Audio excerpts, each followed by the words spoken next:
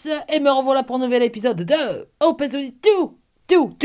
Alors aujourd'hui, qu'est-ce qu'on va voir dans notre épisode ensemble, les copains? On va voir enfin, ça fait longtemps qu'ils nous avaient annoncé cette grosse merde, c'est la Ligue des Vauriens. Déjà, je trouve que le nom il est ridicule, mais enfin bref. C'est parti pour l'épisode, les copains. Go, go, go, c'est de la merde.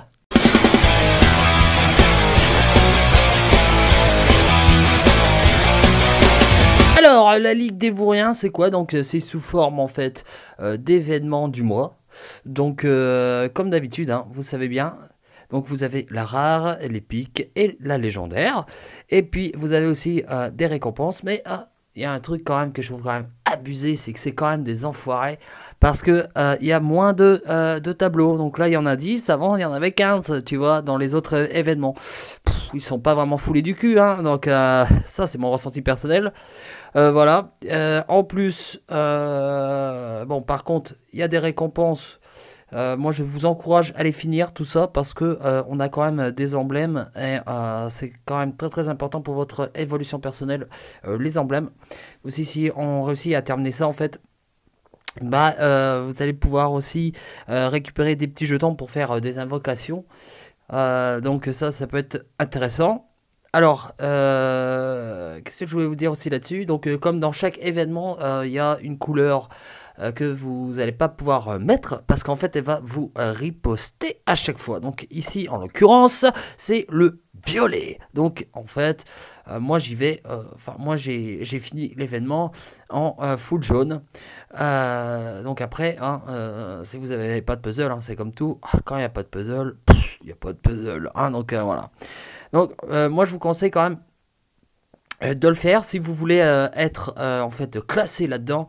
Moi, je vous conseille quand même de rejouer tout le temps, parce qu'en fait, dedans, vous allez avoir des petits coffres en fait qui va vous donner une pièce d'invocation. Donc ça, vous les avez pas toujours. Hein. Lors d'un événement intérieur, j'ai quand même galéré à pouvoir trouver des coffres et une autre après, j'avais des coffres quasiment tout le temps. Donc c'est quand même assez aléatoire. Donc si vous avez la chance d'avoir des jetons pour faire des invocations, c'est bien. Donc après, ici, la récompense, qu'est-ce que c'est? Si on termine, vous avez 2 flocons énergie, gants fins, bouclier robuste. Tout ça, c'est super important. Hein. C'est pour évoluer vos héros. Hein. Je vous conseille de les faire quand même. Hein. Moi, mon optique maintenant, c'est plus être classé. Je vais peut-être quand même essayer d'être classé dans la rare. Mais moi, ce que je veux en fait, c'est tout ce qui est objet. Hein, parce que les objets, c'est bien quoi. Après, moi je conseille à tout le monde, même si vous n'avez pas le niveau pour le faire, ben, je vous conseille quand même de faire le premier, même si vous perdez, parce que comme ça vous allez pouvoir récupérer en fait un petit jeton gris ici là. Comme ça fait quand même pour votre passe courage, hein, pour les non pay to win de l'extrême, bah, ça fait quand même 3 invocations en plus. Hein, et puis tout ce qui est gratuit n'est pas à jeter, on est bien d'accord. Hein. Donc voilà. Après dans le légendaire, bon, moi j'ai terminé, ça donnait quand même pas mal d'emblèmes, donc ça c'est bien, j'ai pu finir un 5 étoiles à fond en emblème grâce à cela, donc ça c'est, je trouve ça super. En plus ce qui est bien c'est qu'il te donne 3 objets d'évolution, donc ça je trouve ça quand même pas mal, ça c'est plutôt une bonne chose.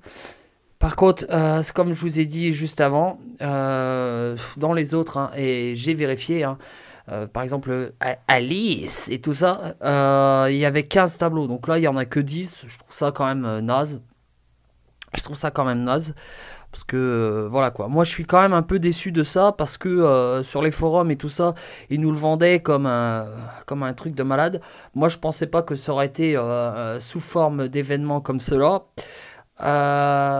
J'aurais fait ça. Peut-être parce que, regardez bien, donc là on va aller voir ensemble. Donc on va aller analyser les héros. Hein, moi franchement, ce que je trouve, bon lui on le voit dans les tableaux. Lui c'est le gros boss de la saison 1. Mais la Ligue des Vilains, en fait, moi, franchement, ce que j'aurais fait, je trouve ça quand même assez dommage, c'est qu'il y a des héros, on ne sait même pas qui c'est. Bon, ceux-là, oui, mais elle, non, on ne sait pas qui c'est. Ici, Ouais, tout ça, on ne sait pas qui c'est, lui non plus, lui non plus. Et ce que je trouve quand même abusé dans cet événement-là, c'est que on peut choper quand même, et j'espère qu'ils vont pas faire ça maintenant dans tous les événements, c'est que ce que je trouve quand même assez abusé, c'est que en invocation, on peut avoir des putains de merde pareilles, quoi. On peut avoir des héros entraîneurs en invocation, quoi. Ça, je trouve ça quand même assez abusé. C'est même inadmissible, je trouve. Alors, moi, personnellement, je préfère avoir un ban que ça, quoi. Mais bon, ça, c'est mon avis personnel. Donc là, comme vous pouvez le voir, donc des héros classiques rares, donc ça c'est que des grosses merdes. Vous avez 58,1% de chance de les avoir. Les héros classiques, donc épiques, donc c'est des 4 étoiles de merde de la saison 1. Vous pouvez avoir 15,8% de chance de les avoir. Les légendaires, donc vous avez 1,5%. Après, héros, entraîneur, donc que ce soit rare ou épique, vous avez 5% quand même. Donc ça, c'est voilà, c'est de la merde.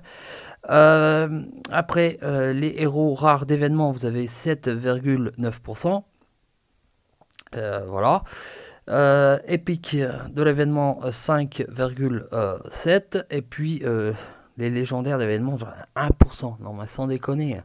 1% d'avoir ça, non, mais sans déconner. Moi, j'ai vu déjà des gens qui ont foutu, je sais pas combien de thunes là-dedans. Là. Enfin, déjà, ça, c'est une erreur, mettez plus de thunes là-dedans. Putain, ils ont eu que de la merde, quoi. 15 000 gemmes pour de la merde, quoi. Des héros entraîneurs et même pas un héros de l'événement. Enfin, bref, ça, c'est vraiment abusé. Par contre, on va aller voir ça. On va aller voir les héros de l'événement. Alors, on va commencer par le début. Alors, lui, c'est Shrakok, je sais pas comment que ça se prononce. Alors, il est de classe voyou. Alors, donc c'est plutôt un attaquant hein, quand on voit ses stats. Donc il a 493 d'attaque, de défense il a 472 et de vie il a 762. Alors qu'il est vitesse mana moyen. Donc lui il inflige 165% de dégâts à la cible et aux ennemis proches. Le lanceur et les alliés à proximité reçoivent plus 45% d'attaque et une augmentation supplémentaire de 20% à chaque fois qu'ils sont touchés pendant 3 tours. Donc ça, je trouve ça plutôt pas mal, mais par contre, j'aurais plutôt mis en vitesse rapide, ça aurait été quand même intéressant. Cela, vitesse mana moyen, je trouve ça moyen. Enfin bref, mais sinon, sa CS, je la trouve plutôt intéressante pour un 3 étoiles. Alors celui-là, donc c'est le gros méchant, le gros momoche de la saison 1. Donc alors, lui d'attaque, putain, il a quand même 801 d'attaque, donc ça c'est quand même c'est quand même énormissime. Alors, de défense, il a 749, qui est quand même pas mal. Et les points de vie, ça va encore, hein, il a 1357, et en plus c'est un rapide, à ce que je vois. Il est de classe Magician. Alors, inflige 390% de dégâts à la cible, donc ça c'est quand même pas mal. Réduit la durée en tour des bonus de la cible et des ennemis proches de un tour. Donc ça c'est plutôt pas mal parce qu'il n'y avait pas encore de héros avec cette CS là. C'est très bien si vous l'avez, hein, montez-le, nom de Dieu.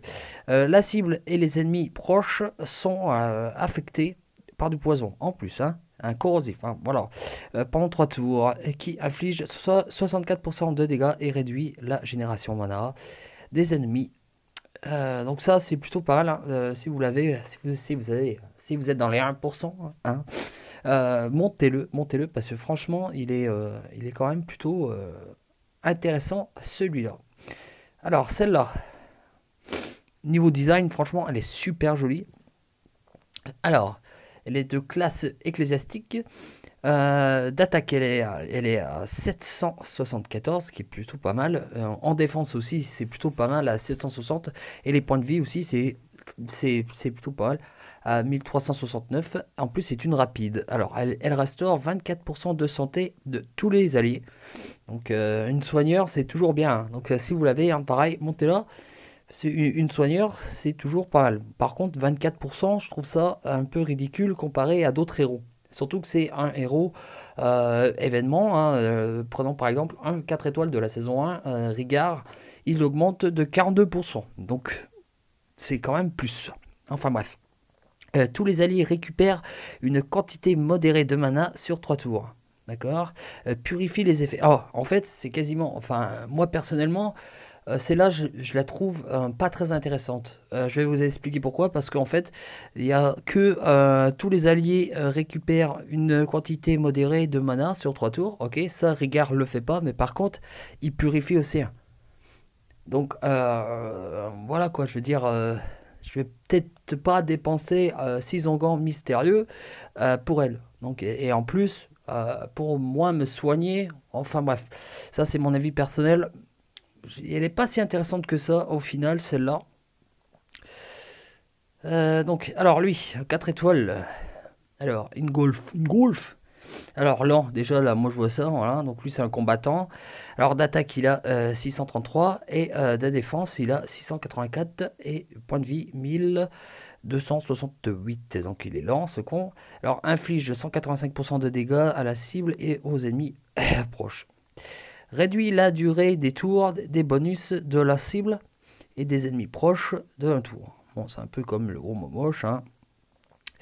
La cible et les ennemis proches sont affectés par un poison corrosif pendant 3 tours. Nanana, ouais, enfin, moi, tout ce qui est roulant, hein, si c'est pas enrué, je trouve ça pas terrible. Alors, lui, Isrod, donc c'est un 5 étoiles rouges. D'attaque à 758, défense 768, et les points de vie, quand même, il a quand même pas mal de points de vie, là, je trouve. À 1423, c'est plutôt pas mal ça. Alors, vitesse main moyen, il inflige 225 dégâts à la cible et aux ennemis proches. Le lanceur et les alliés à proximité riposte. Alors ça c'est un riposteur encore, un riposteur 5 étoiles. Il n'y en a pas des masses, donc ça c'est plutôt une bonne chose. Le lanceur et les alliés proches récupèrent une petite quantité de mana, donc ça c'est plutôt pas mal. Après, je trouve pas non plus ouf comparé à d'autres héros qu'on a eu. Hein, je trouve pas ouf. Alors Ed, alors salut Ed. Donc lui il est rapide, de classe Ranger. Alors c'est un 3 étoiles. Attaque 526, défense 450. Et puis les points de vie 723. Donc vu ses stats, c'est un attaquant. Donc il inflige 290% de dégâts à la cible. Pour un 3 étoiles, ça va. La cible est immunisée contre les nouveaux bonus pendant 3 tours. Ça peut être bien pour un 3 étoiles, ça peut être sympa. Alors, celle-là, donc c'est une 5 étoiles bleue de classe Magician. Alors, c'est une rapide, ça j'adore. Alors, pas la classe, pardon. L'attaque à 778, c'est plutôt pas mal aussi. Défense aussi, c'est quand même pas mal. À 756 et les points de vie à 374, c'est plutôt pas mal. Donc, elle inflige 150% de dégâts à tous les ennemis. Donc, ça, elle attaque tout le monde. Réduit la durée des bonus actifs à un tour. Donc ça, ce genre de truc, ça peut être quand même assez casse-couille. Ça, franchement, ça peut être très très pénible. Je pense en ruée, là je vois qu'il y a quand même ces héros-là font ça. Ça peut être quand même pénible. Hein. Tous les ennemis sont affectés par givre. Givre corrosif pendant 3 tours qui inflige 42% de dégâts et réduit l'attaque des ennemis affectés de moins 7% chaque tour. Bah, c'est plutôt pas mal, mais c'est pareil, moi je trouve que les héros, voilà quoi, moi je m'attendais à avoir des héros de malade mental. Alors lui, Sangrior, alors classe ecclésiastique, donc c'est un 4 étoiles. Qu'est-ce qu'il nous fait celui-là? Donc en attaque, il a 565, défense 680, donc pour moi c'est un défenseur. Et les points de vie quand même, c'est quand même pas mal hein, pour un 4 étoiles à 1447 points de vie. C'est très bien. Vitesse mana moyenne. Donc restaure 45% de santé du lanceur et des alliés à proximité. Donc 45%, c'est quand même pas mal. Par contre, ce que je trouve quand même dommage, moi je suis pas très fan des héros qui soignent juste ces acolytes en fait qui sont à côté. Ça, je suis pas fan, hein. Je suis plus fan des héros qui soignent tout le monde. Ceux qu'on a besoin de soins, c'est pas forcément à côté de l'autre Gugus, quoi. Alors, le lanceur et les alliés à proximité obtiennent plus 94% de défense contre nature pendant 3 tours. Donc ça, c'est quand même énorme. Je trouve ça énorme, le 94% de défense en plus contre la nature. En plus, c'est bien parce que enfin, ils l'ont pas mis en lien élémentaire. Ça peut être quand même pas mal. Euh, voilà quoi. C'est pareil. Je trouve, moi, je les trouve pas ouf, pas ouf, pas ouf. Enfin, bref. Astérius. Alors, lui, c'est un druide. Alors, d'attaque, il a 784. De défense, 762. Et les points de vie, 1355. Alors, vitesse mana moyen. Inflige 235% de dégâts à la cible et aux ennemis proches. Réduit la durée, pareil. Donc ça, ouais, c'est pareil que les autres, hein. Ça peut être intéressant quand même. Ça peut être quand même intéressant. La cible et les ennemis proches sont affectés par brûlure corrosive pendant 3 tours, qui inflige 86 dégâts, pardon, et réduit la défense des ennemis affectés de moins 10% à chaque tour. Donc, par contre, est-ce que c'est moins 10% cumulable à chaque tour pendant 3 tours, donc ça ferait 30%, j'en sais rien. Faudrait voir. Mais c'est vrai que ça, ce genre de truc, à mon avis, ça peut être pète burne, hein. Alors celui-là, encore un 5 étoiles, une tête de zboob encore, crame chauve. Alors Carnov, alors un long, encore un long, et c'est un moine. Une bonne tête de moine lui, hein. Alors 766 d'attaque, défense 745. Les points de vie par contre là, il a quand même pas mal de points de vie. 1444, c'est quand même pas mal, hein. Par contre, il est lent. Donc lui, qu'est-ce qu'il nous fait celui-là? Donc il inflige 290% de dégâts à tous les ennemis. Donc ça, voilà. Altère la puissance de tous les boucliers type sombre. Donc ça peut être intéressant, hein. Ça, c'est très très intéressant. Sur le plateau, lorsque le héros attaque, le lanceur a la compétence. Donc oui, donc lui en fait, il va augmenter les tuiles de 64% d'attaque. En plus, donc lui, il est très très intéressant celui-là. Parce que lui, face à des héros jaunes, par exemple en titan, celui-là, il peut être très très très très intéressant. Ça va péter la défense. Non, ça va pas péter la défense, pardon. Ça va augmenter vos tuiles. C'est un peu comme, je ne sais plus son nom. Comment il s'appelle? Attendez. C'est un bleu de la saison 3. Attendez, je vais vous montrer. J'ai perdu son nom. Ah, lui, Jot. C'est un peu comme Jot en fait. Et ça, c'est un héros titan. Donc franchement, bah, si vous l'avez, celui-là, montez-le parce qu'il est très très intéressant. Il est très très intéressant celui-là. Pour moi, c'est le plus intéressant de l'event. Pour moi, il y a 2 héros qui ont retenu mon attention. Il y a celui-là. Ça peut être très très bien. Très très bien. En plus, tous les alliés sacrés reçoivent moins 24% de génération mana pendant 3... Et ça, celui-là, ouais. Celui-là, pour moi, il pète du cul. J'aimerais bien l'avoir, mais je ne l'aurais pas. Parce que j'ai fait une invocation où j'ai eu de la merde. Donc, voilà quoi, je veux dire, choper des héros entraîneurs, je trouve ça vraiment, c'est vraiment de la grosse merde. C'est de la bouse. Voilà quoi, donc pour moi, il y a 2 héros qu'il faut tenir, qui ont retenu mon attention. Donc c'est celui-là. Et puis le gros méchant de la saison 1 aussi, qui peut être quand même pas mal, parce que quand on regarde ses stats, c'est quand même énormissime, hein, à 801 d'attaque. Et puis, franchement, voilà quoi. En plus, c'est un rapide. Donc voilà, donc pour moi, c'est les 2 qui ont retenu mon attention. Les autres, je les trouve pas ouf, hein, quand même.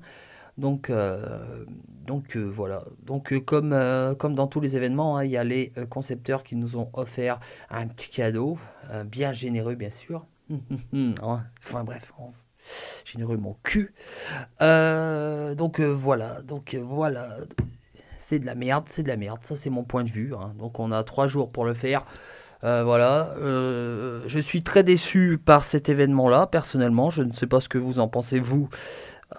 Dites-le moi en commentaire si vous avez envie de partager en fait votre état d'esprit sur cet événement de merde.